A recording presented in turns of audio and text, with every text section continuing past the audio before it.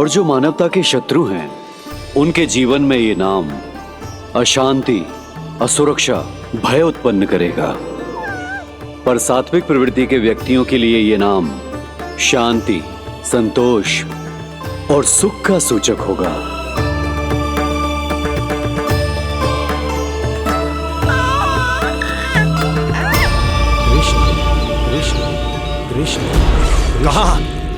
कहां से आ रही है ये ध्वनियां?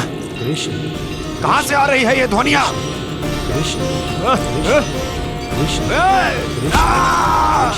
स्वामी महाराज,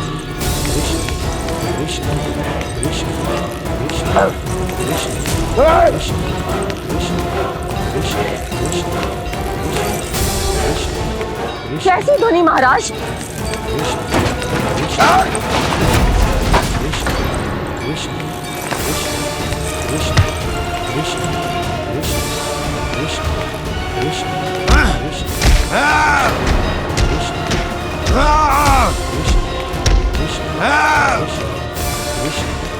स्वामी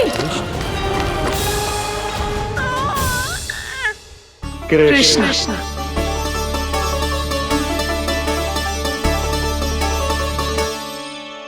कृष्ण, जे नाम अनंत काल तक स्मरण किया जाता रहेगा, जय तेरी मैया का आशीर्वाद।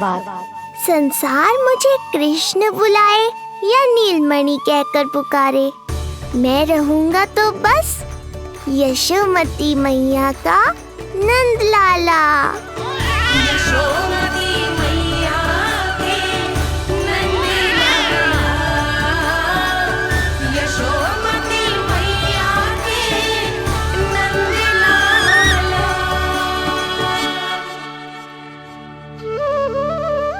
गुरुदेव, आपने मेरे लल्ला को इतना प्यारा नाम दिया है, उसके लिए आपका बहुत बहुत धन्यवाद। एक बार गोपियों को पता चलेगा तो देखना कैसे रटने लगेंगी मेरे लल्ला का नाम। इससे पहले कि आप सब बाहर जाकर किसी और को बताएं, एक कर्मकांड शेष है। नामकरण के बाद पिता को आशीर्वाद के रूप में कुछ न कुछ उपहार बालक को अवश्य देना चाहिए।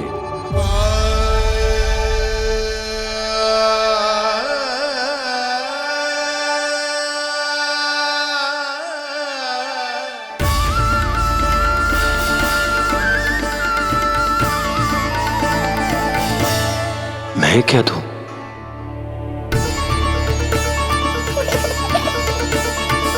वासुदेव मेरे शिष्य हैं और उनकी अनुपस्थिति में यह दायित्व मैं निभाऊंगा।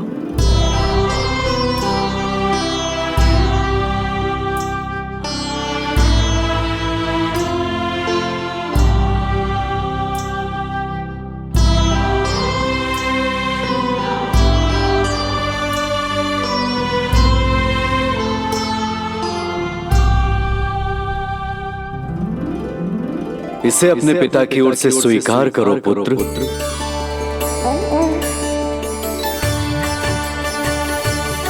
कल्याण हो।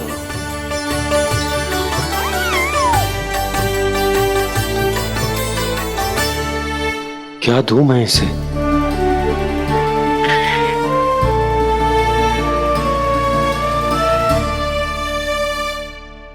आप सोच क्या रहे हो? आशीर्वाद दो ना अपने कृष्ण को। अच्छा, सोच रहा हूं कि लल्ला को क्या दूं।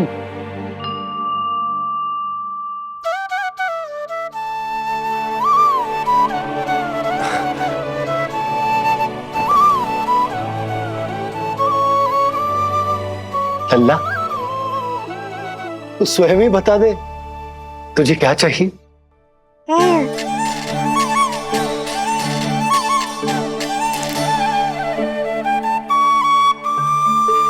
देखो जी, लल्ला ने ही आपकी उलझन समाप्त कर दी।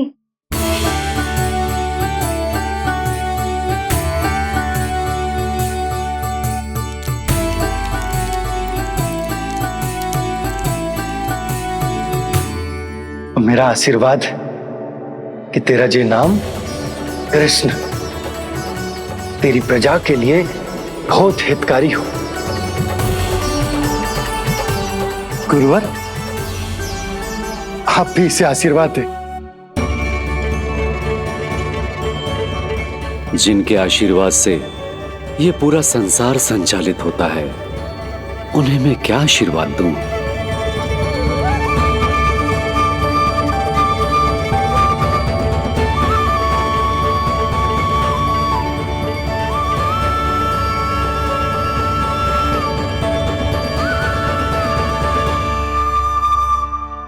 आपने तो मुझे मेरा नाम दिया है ऋषिवर। ये तो मेरा सौभाग्य था प्रभु कि आपने इस कार्य के लिए मुझे चुना। पर आपका कार्य अभी समाप्त नहीं हुआ ऋषिवर। एक विनती और है मेरी। आज्ञा दीजिए प्रभु, क्या करना होगा मुझे? बाबा को मेरी वास्तविक पहचान बतानी होगी आपको, और इन्हें इस बात के लिए मनाना होगा कि ये मैया को कभी भी मेरा सत्य पता ना चलने दे। पर प्रभु, मैं ये कैसे कर पाऊंगा? आप ही कर पाएंगे ऋषिवर, क्योंकि अब आप इस कृष्ण अवतार के मुख्य उद्देश्य को जानते हैं। बंद करो, बंद करो ये ध्वनिया। कौन सी ध्वनिया? ये ध्वनिया बंद करो, बंद करो। क्या सुनाई दे रहा है आप? ये शब्द तुम्हें कानों में गूंज रहा है।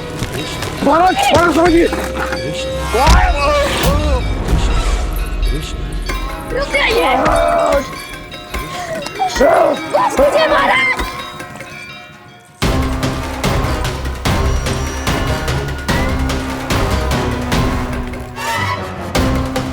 आप भूल रहे हैं कि आप मथुरा नरेश है, कंस है आप। और किसी भी व्यक्ति, वस्तु या घटना से महाराज कंस इतने व्यथित नहीं हो सकते कि वो सुध-बुध खो बैठे। स्वयं को संभालिए महाराज। बंद हो गई, बंद हो गई, बंद हो गया वो स्वर, बंद हो गई वो ध्वनिया। रापी, यूं मत सोचना कि मैं तुम्हें सुन नहीं रहा था। तुम सत्य कह रही हो। मैं कंस हूं। किसी भी व्यक्ति, वस्तु या घटना से व्यथित नहीं हो सकता। दुर्जन!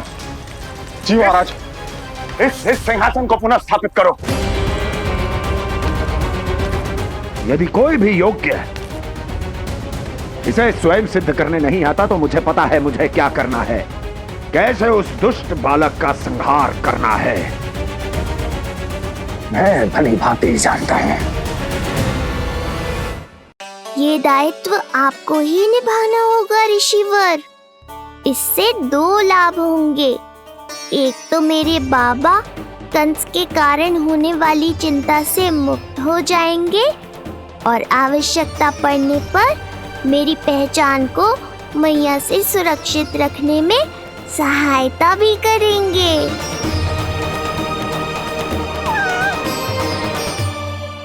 नंदराज, अब बलराम और कृष्ण दोनों को भूख लग गई होगी।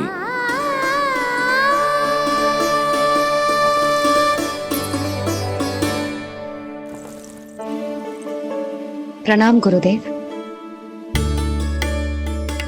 प्रणाम गुरुदेव।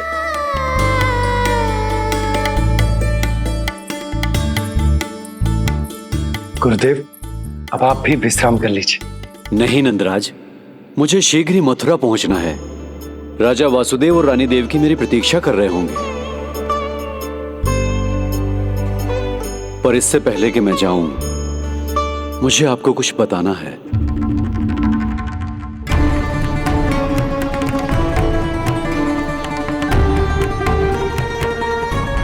गुरुदेव, आपके ललाट पर बल पड़ गए। सब कुछ ठीक तो है ना? कहीं आप मुझे कंस के बारे में तो ना बताना चाहते?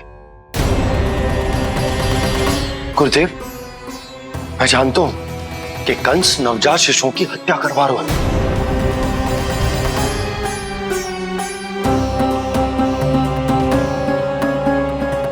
कंस नहीं, कृष्ण के बारे में कुछ कहना है मुझे।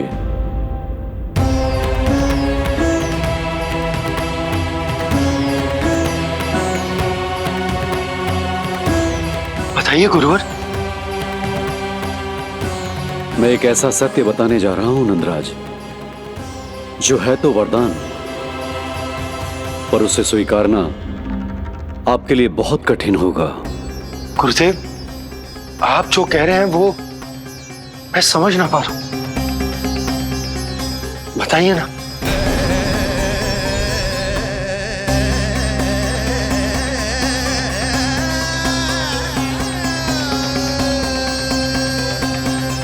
बताइए ना गुरुवर।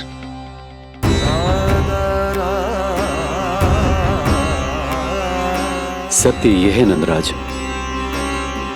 कृष्ण राजा वासुदेव के पुत्र हैं। कृष्ण राजा वासुदेव के पुत्र हैं। कृष्ण राजा वासुदेव के पुत्र हैं।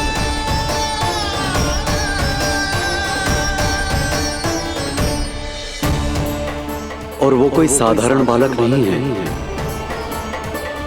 स्वयं श्री हरि विष्णु के अवतार हैं। और वो कोई साधारण बालक नहीं है, स्वयं श्री हरि विष्णु के अवतार हैं।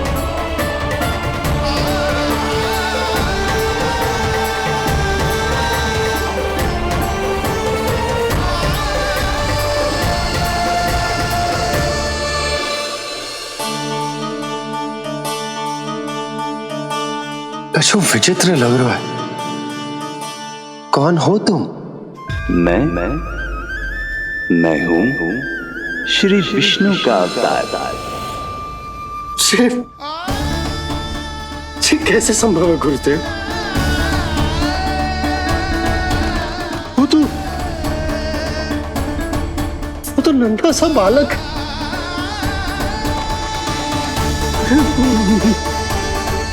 वो श्री नारायण का अवतार कैसे हो सकता है? और गुरुदेव, आप ये सोच भी कैसे सकते हैं कि वो मेरा लल्ला वसुदेव भैया का पुत्र है? यही सत्य है नंदराज, पिछले जन्म में मिले वरदान का फल है ये।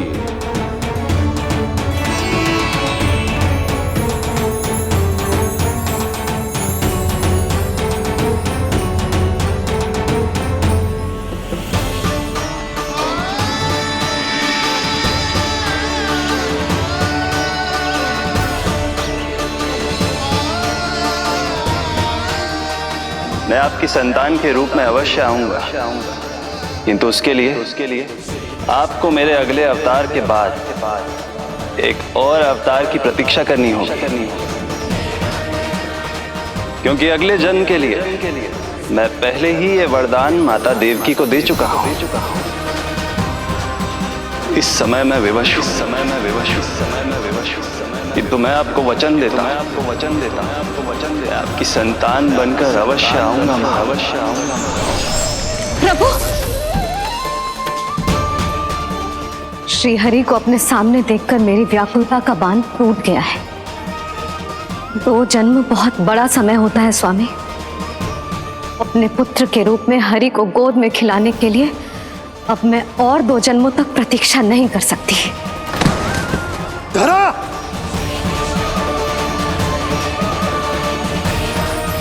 माता देवकी को मैं पहले ही वचन दे चुका हूं, इसलिए विधि के विधान के अनुसार मुझे उन्हीं का पुत्र बनकर जन्म लेना होगा।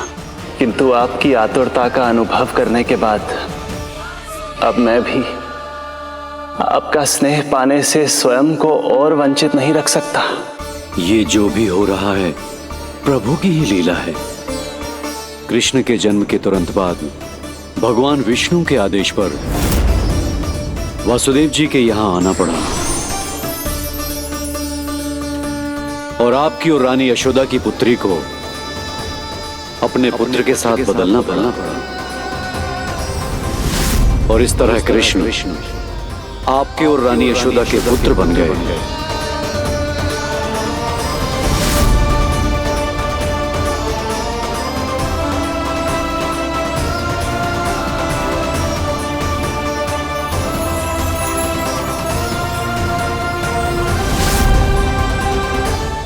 आपने सही कही थी गुरुदेव।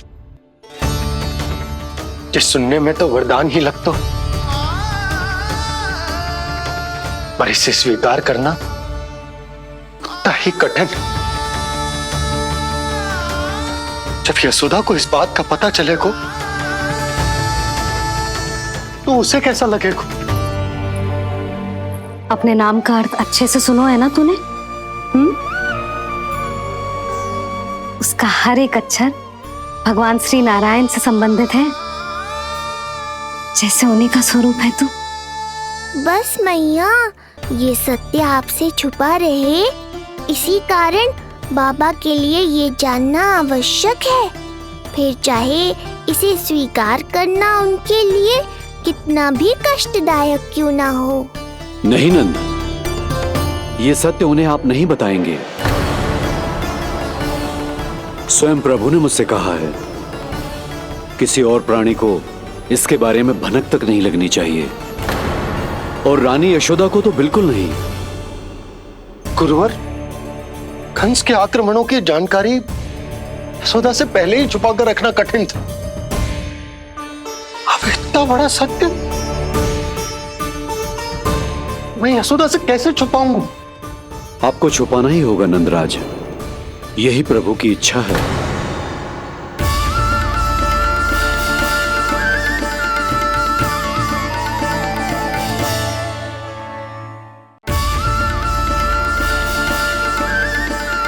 पर क्यों गुरुवर? ताकि नारायण अपनी मैया की ममता का अनुभव कर पाए। यही तो उनके अवतार का मुख्य उद्देश्य है। मुख्य उद्देश्य? हाँ नंदराज, नर नारायण के अवतार में अपनी तपस्या करते समय प्रभु ने जो अनुभव किया था, उसके कारण ममता के सुख का अनुभव करने के लिए प्रभु व्याकुल हो उठे थे। ऐसा क्या हुआ था, मुझे भी बताइए। हो सकता है ये बात इस सत्य को स्वीकार करने में मेरी सहायता करे। बहुत समय पहले की बात है। अनेक देवी देवता परम प्रभु विष्णु के पास बैकुंठ गए थे। वहां प्रभु की आंखों में आंसू देखकर वो सभी स्तब्ध रह गए।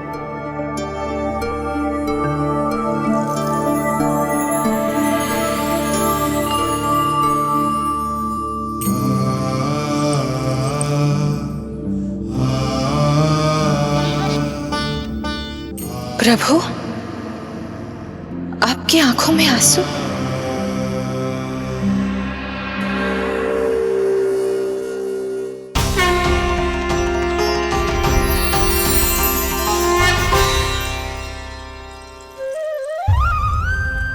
चिंता मत कीजिए, आप सब तो जानते हैं, हिरण्यकश्यप को मारने के लिए मैंने नरसिंह अर्थात आधे मानव और आधे सिंह के रूप में अवतार लिया था।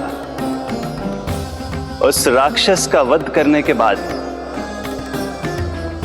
नर और सिंह दोनों भागों ने अलग अलग होकर नर और नारायण के रूप में पुनः जन्म लिया। वर्तमान में वो दोनों बद्रिकाश्रम में तपस्या कर रहे हैं।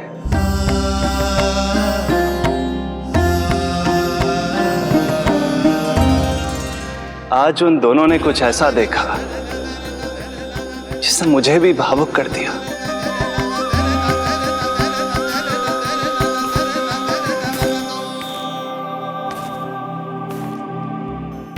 सखा, ये युवक कौन है?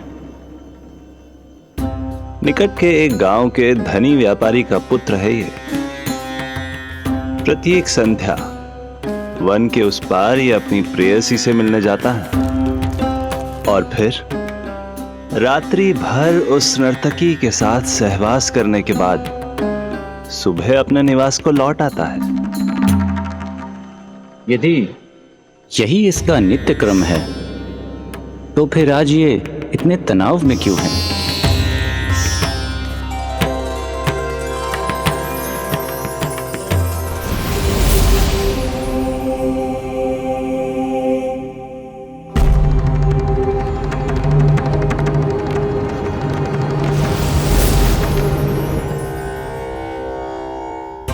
कल रात्रि प्रेम क्रिया के मध्य उस नर्तकी ने इससे पूछा, ये सबसे अधिक प्रेम किससे करता है? जब इसने कहा तुमसे, तो वो बोली, तुम्हें अपने प्रेम को सिद्ध करना होगा। अपनी मां के हृदय को उसके तन से अलग कर मुझे सौंपना होगा। मां का हृदय?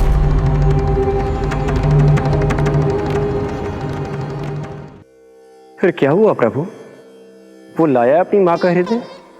ये जिज्ञासा यक्ष प्रश्न बनकर पूरे दिन नर और नारायण के मस्तिष्क में कौंधती रही। उन्होंने संध्या होने तक वहीं नदी किनारे प्रतीक्षा करने का निर्णय लिया, ताकि वो ये जान सके कि क्या वो युवक अपनी क्रूर प्रेयसी को छोड़ेगा या वासना में अंधा होकर अपनी ही माता की हत्या करने का जघन्य अपराध करेगा। अब उसके वन पार करने का समय बीत चुका है। युवक ने विवेक का परिचय दिया है सखा। हे प्रभु, आपका कोटि कोटि धन्यवाद।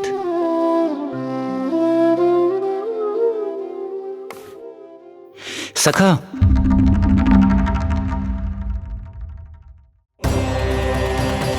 सखा मुझे बताओ, जो अकल्पनीय था कहीं वो घट तो नहीं गया?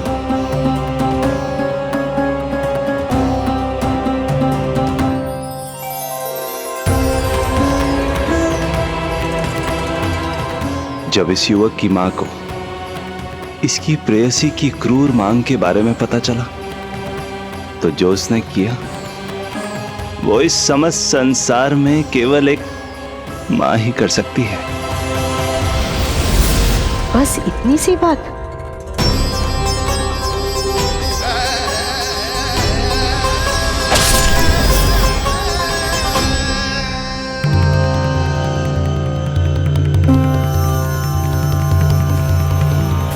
संभाल के मेरे बेटे, कहीं चोट ना लग जाए तुझे। संभाल के मेरे बेटे, कहीं चोट ना लग जाए तुझे। संभाल के मेरे बेटे, कहीं चोट ना लग जाए तुझे। ये तो उसकी मां की पुकार है। मां, मैंने क्या कर दिया मां? मां, मां!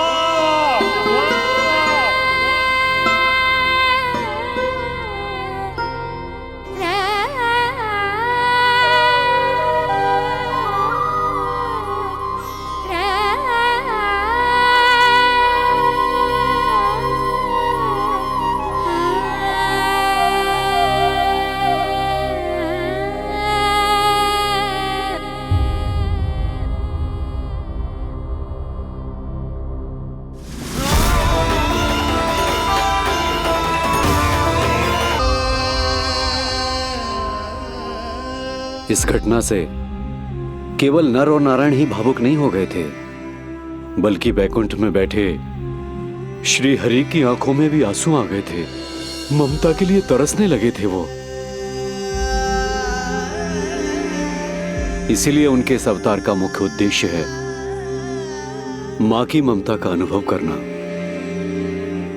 यही कारण है कि ये सत्य आपको रानी यशोदा से छुपाना ही होगा नंदराज। नहीं तो वो कृष्ण को मां की दृष्टि से नहीं, एक भक्त की दृष्टि से देखेंगी, और प्रभु जिस आनंद के लिए इतना कष्ट उठा रहे हैं उससे ही वंचित रह जाएंगे। बोलिए नंदराज, आप श्री नारायण के इस सत्य को गुप्त रखेंगे ना?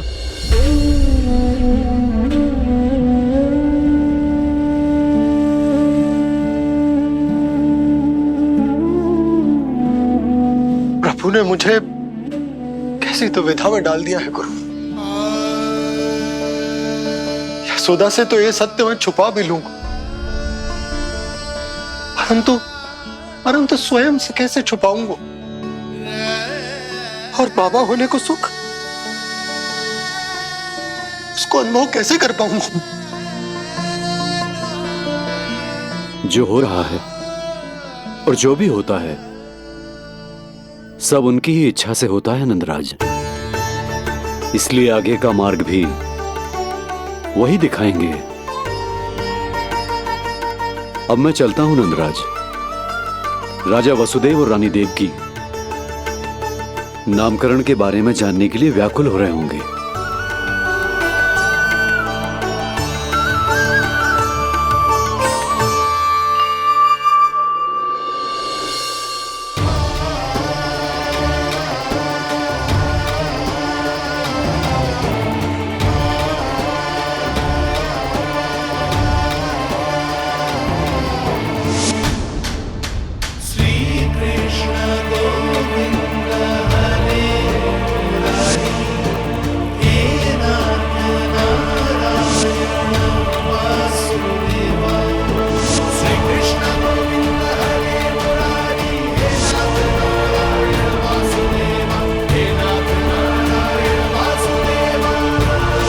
सत्य यह है नंदराज, कृष्ण राजा वासुदेव के पुत्र हैं।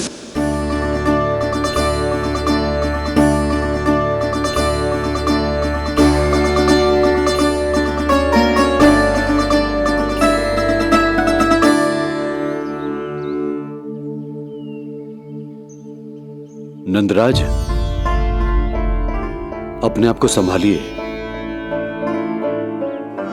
और शांत चित्त से घर लौटिए।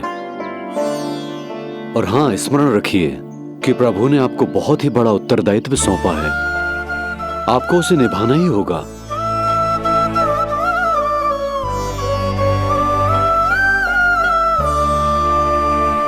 प्रभु आपको शक्ति दे।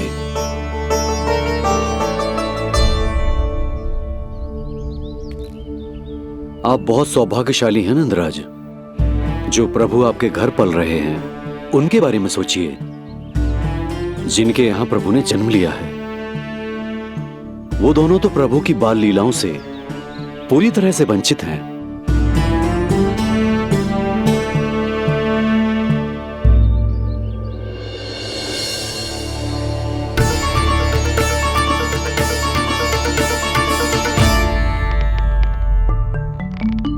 कहाँ रह गए तेरे बाबा लल्ला? जे आए क्यों ना अब तक?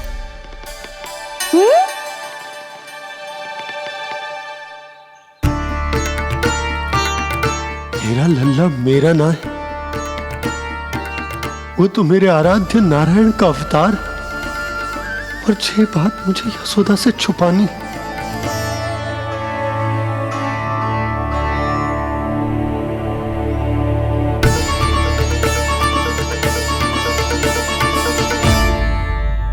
बाबा वहीं खड़े मत रहो, अब आ भी जाओ ना।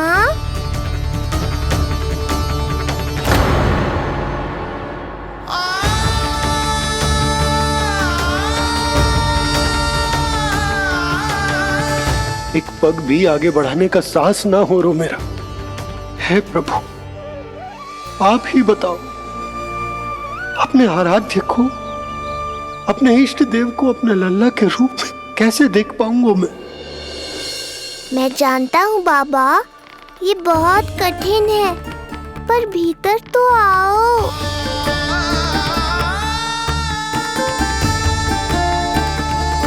अब आ भी जाओ बाबा, ऐसे बाहर कब तक खड़े रहोगे आप?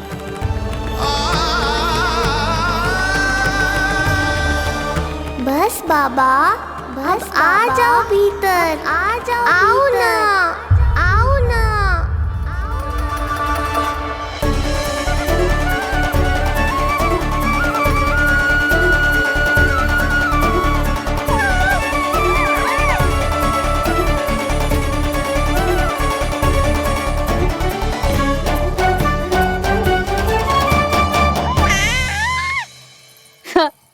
समझो? जब तू इधर उधर भाग रहा होगा तो तुझे बुलाने के लिए मैं तुझे ऐसे पुकारूंगी, कृष्ण।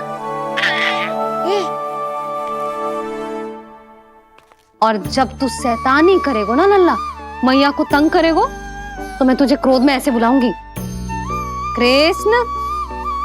हाँ। से सत्य पतो ना है, इसीलिए कितनी अच्छी तरह से मैया होने का कर्तव्य निभा रही, पर मैं अब बाबा होने का कर्तव्य कैसे निभा पाऊंगा?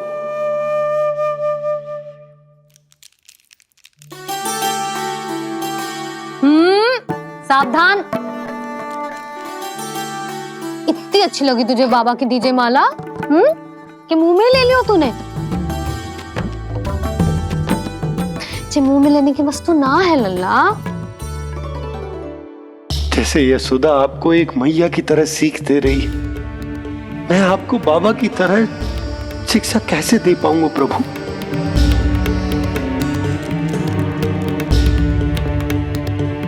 कृष्ण, अभी मना किया ना मैया ने? जे तो प्रभु को ही डांट रही है। सावधान, जो फिर से मुंह में लिया तो। यशोदा, तुम्हें पता भी है तुम किस पर क्रोधित हो रही? हाँ, अपने लल्ला पर। और किस पर? मेरे कहने का अर्थ ये है कि तुम्हें सच में पता भी है जे कौन है? स्वयं प्रभु ने मुझसे कहा है, किसी और प्राणी को इसके बारे में भनक तक नहीं लगनी चाहिए, और रानी यशोदा को तो बिल्कुल नहीं, और रानी यशोदा को तो बिल्कुल नहीं, और रानी यशोदा को तो बिल्कुल नहीं। यही कहना चाहते हो ना आप कि मैं गोकुल के राजकुमार को डांट रही हूँ? अरे पर मैया और बाबा का स्थान तो हर पद से ऊंचा होता है ना जी। माँ और बाबा को तो अधिकार होता है ना प्रेम करने का भी, और भूल पर डांटने का भी। बस यही बात आपको समझनी है बाबा, फिर सब पहले जैसा हो जाएगा। मैं समझता हूँ जे, पर ये विचार के जे केवल हमारा पुत्र ना है, ये स्वयं नारायण का अवतार भी है, इसे अपने मन से निकाल ना पा रहा हूं मैं। ओहो, आपको समझाना तो मैया को संभालने से भी अधिक कठिन है बाबा। लल्ला, अरे लल्ला। जशोदा जी, आपने हमें नामकरण के लिए ना बुलायो। कोई बात ना है, लेकिन ये तो बताओ कि लल्ला का नाम क्या रखो है? हाँ भाभी, बताओ ना। हाँ जीजी, अब और प्रतीक्षा ना हो रही हमसे। इसका नाम रखो है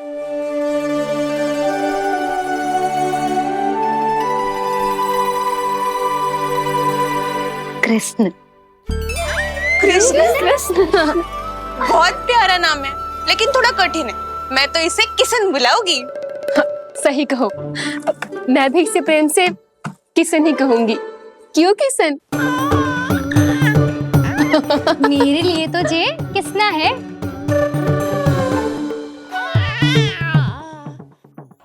क्या कर रही हैं ये सब? बाबा, इन सब के लिए मैं केवल कृष्ण हूँ, भगवान नहीं। बस अब आप भी शीघ्र ही समझ जाओ ना ये। अरे तुम सब। हाँ हाँ, बुरा मुझे भी लग रहा है, जो सारी की सारी पहले ही दिन मेरे लल्ला का नाम बिगाड़ रही हैं। किंतु इसमें भी इन सब का प्रेम ही छुपा है, और हम सब तो प्रेम से भगवान को भी प्यारा सा नाम दे देते हैं, है ना? हाँ। सत्य तो ये है कि कृष्ण नाम बहुत अच्छा है, किंतु मैं भी अपने लल्ला को प्रेम का नाम देना चाहती हूँ। कान्हा बुलाऊंगी इसे, कान्हा बुलाऊंगी इसे, कान्हा बुलाऊंगी इसे।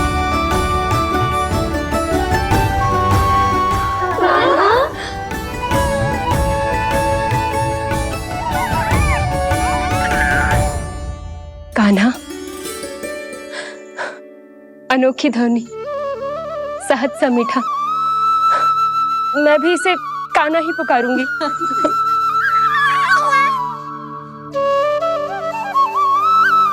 आप भी बुलाओ ना इसे। आप एक बार बुलाकर तो देखो, झट से पलट कर देखेगा आपको ये हमारा नटखट कान्हा। प्रभु, ये सब आपका सत्य ना जानती, पर मैं जानता हूं। अब इस मुख से आपका नाम केवल भक्ति भाव से ही निकल सकता है, वात्सल्य भाव से ना। जी के लल्ला का भी तो नामकरण हुआ था ना अपने लल्ला के साथ। हाँ भाभी, क्या नाम रखा गया है इसका? हाँ, बताओ ना। हाँ भाभी, बोलो ना बताओ ना जीजी। ना देखो, एक मैया से उसके लल्ला का नया नाम बताने का आनंद मैं ना छीन सकती। यदि तुम सबको कान्हा के दाऊ का नाम जानना है तो चलो सबके सब रोहिणी जीजी के पास। हाँ, सही कहो। मैं अभी आई। हाँ,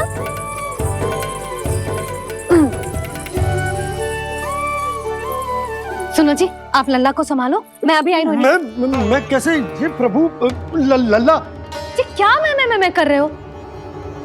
क्या हो गया आपको? मैं शीघ्र ही आ जाऊंगी। यशोदा, मुझसे दूर कब तक रहोगे बाबा?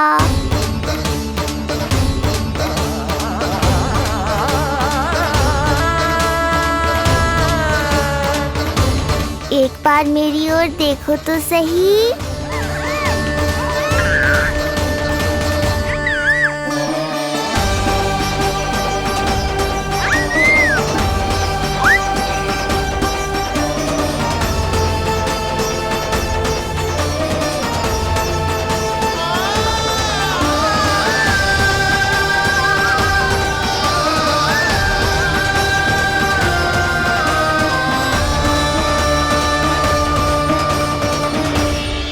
प्रभु, मुझे दुविधा में डालकर आप मुस्कुरा रहे हो।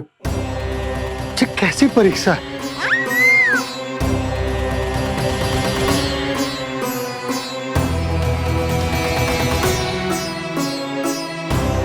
ये क्या कर रहे हैं आप?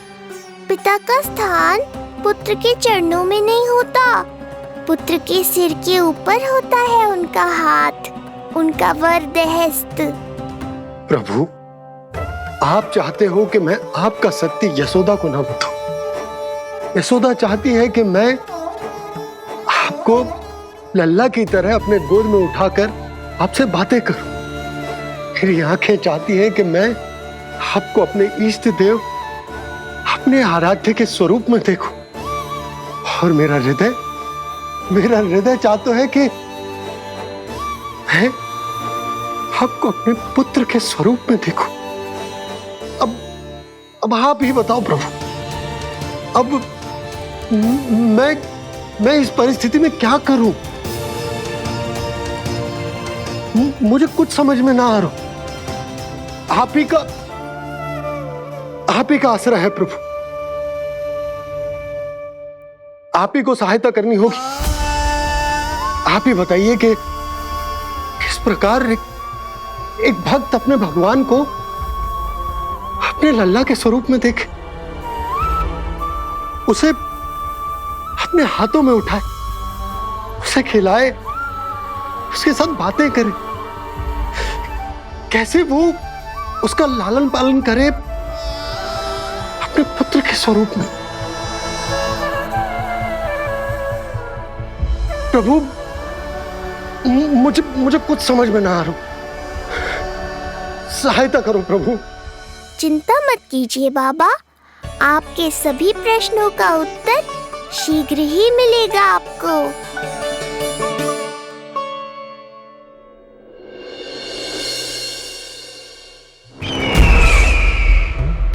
ऋषि गर्ग पधारे हैं महाराज।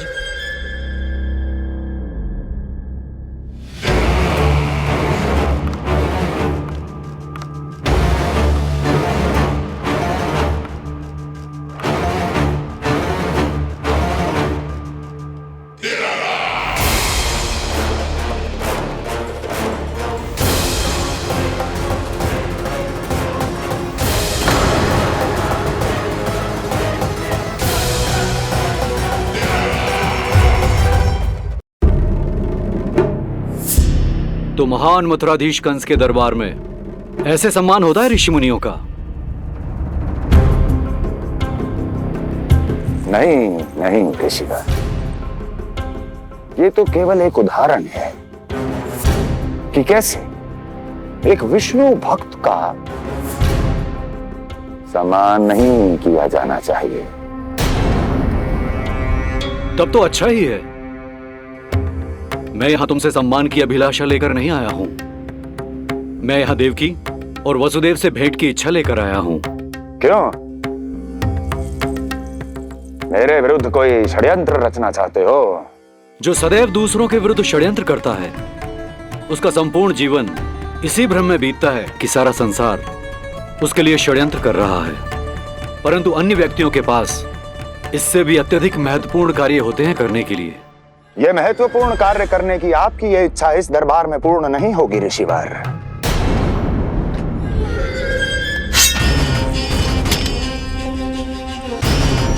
मैं आपको उन दोनों से भेंट करने की आज्ञा नहीं दूंगा। कैसे रोकोगे मुझे? कैसे? बड़ा ही विचित्र प्रश्न है, किंतु इसका उत्तर बड़ा ही सरल है ऋषिवर। जानते हैं मेरे दिन का आरंभ कैसे होता है? किसी ना किसी का संहार करके। और यदि एक संहार और हो जाएगा तो मुझे क्या अंतर पड़ेगा? स्वयं से एक प्रश्न पूछो कंस। स्वयं से एक प्रश्न पूछो कंस। मेरा संहार करने के लिए, मेरा संहार जिस संकल्प शक्ति की आवश्यकता है, संकल्प शक्ति की आवश्यकता वो है तुम में, वो है तुम में। कर पाओगे मेरा संहार? जिस संकल्प शक्ति की आवश्यकता है, जिस संकल्प शक्ति की आवश्यकता है वो है तुम में। कर पाओगे मेरा संहार? कर पाओगे मेरा संकल्प शक्ति की आवश्यकता है, संकल्प शक्ति की आवश्यकता। बोलो कंस, बोलो। यदि मैंने श्राप दे दिया, यदि मैंने श्राप दे दिया, कौन सा कवच तो तुम्हारा उसे सत्य होने से रोक पाएगा? उसे सत्य होने से रोक पाएगा? बोलो कंस, बोलो। यदि मैंने श्राप दे दिया, यदि मैंने श्राप दे दिया, कौन सा कवच तो तुम्हारा उसे सत्य होने से रोक पाएगा? उसे सत्य होने से रोक पाएगा? ऋषिवर, यदि आपके हृदय में स्वामी के विरुद्ध षड्यंत्र करने की इच्छा नहीं है, तो महाराज भी आपको किसी से भेंट करने से रोकना नहीं चाहेंगे, है ना महाराज?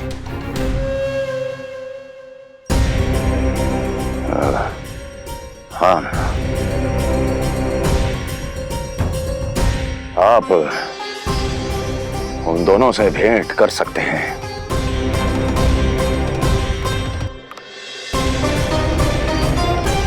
दुर्जन, इन सब पर दृष्टि रखो। अब सब कुछ सुनकर आना, सब कुछ, कुछ भी छूटना नहीं चाहिए। जाओ।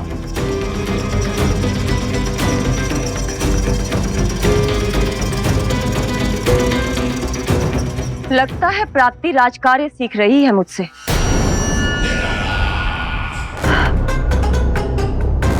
उचित समय पर सही सुझाव दिया तुमने प्राप्ति।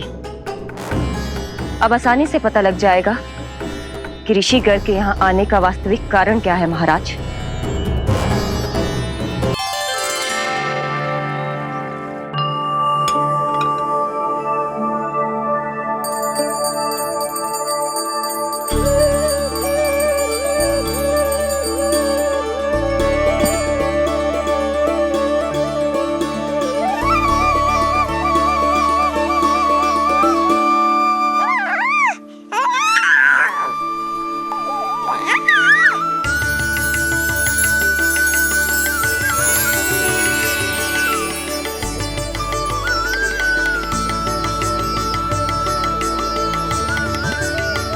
स्वयं नारायण मेरे घर में है तो ये फूल उनके चरणों में क्यों चढ़ा रहा हूं? चल तैयार होगा मेरा लल्ला। किंतु बुरी दृष्टि वाला टीका लगाना तो भूल ही गई तेरी मैया। अभी आ।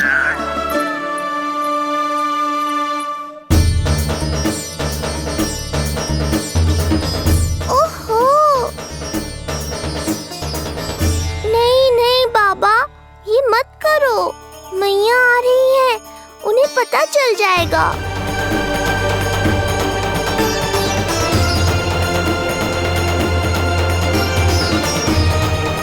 ये फूल तो आपके चरणों के लिए ही बने हैं प्रभु, इन्हें स्वीकार करें।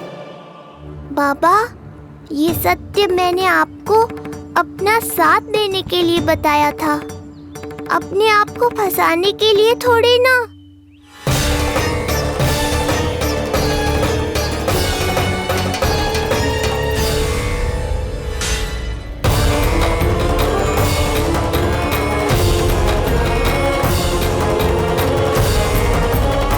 नारायण नारायण। प्रणाम पंडित जी। नंदराज जी, रानी जी, बिटिया के पांव भारी थे ना, तो सेलिवाने समधियाने चला गया था। वहां कुछ अधिक ही समय लग गया। आज वापस आया तो पता चलो कि स्वयं गर्ग ऋषि ने लल्ला का नाम रखो है, सो मिलने चला है। क्या नाम मिलो है इसे? उन्होंने लल्ला का नाम कृष्ण रखो है। उन्होंने लल्ला का नाम कृष्ण रखो है।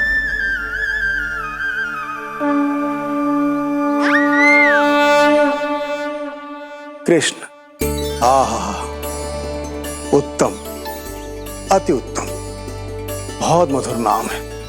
ऐसा लग तो है जैसे आप स्वयं श्री नारायण का नाम ले रहे हैं।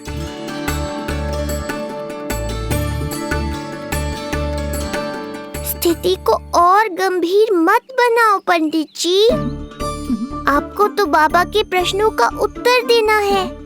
एक बार मेरी ओर देख लो, आपको स्वयं ही पता चल जाएगा कि आपको इस समस्या को कैसे सुलझाना है।